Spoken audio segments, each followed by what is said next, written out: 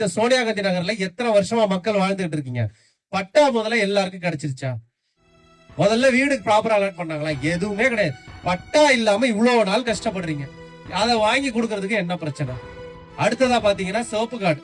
சிவப்பு கார்டு மஞ்சள் கார்டுன்னு ஒண்ணு இருக்கு. சிவப்பு கார்டை யாருக்கு கொடுக்கணும்?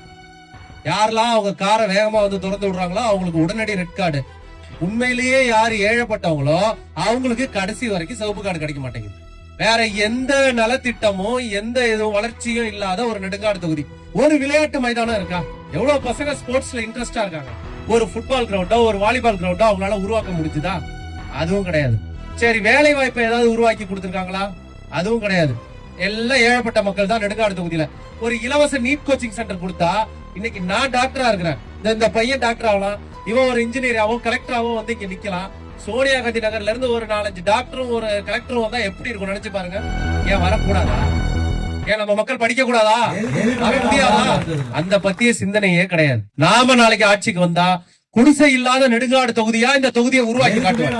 அடுத்தது விளையாட்டு மைதானம் நிச்சயமா நான் உருவாக்கி காட்டுறேன். அடுத்தது வடிகால் நிச்சயமா இதை உருவாக்குவோம். நம்ம ஆட்சிக்கு வந்து எவ்வளவு சீக்கிரம் முடியுதோ அந்த அளவுக்கு வடிகால் வசதியோட, இன்னும் சொல்ல போனா நம்மளுடைய பாரதிய ஜனதா கட்சி 500 கோடி ரூபாய் நிதி ஒதுக்கி இருக்கு காரைக்கால் மாவட்டத்துக்கு. தயவு செய்து நீங்க எல்லாரும் புரிஞ்சுக்கணும்.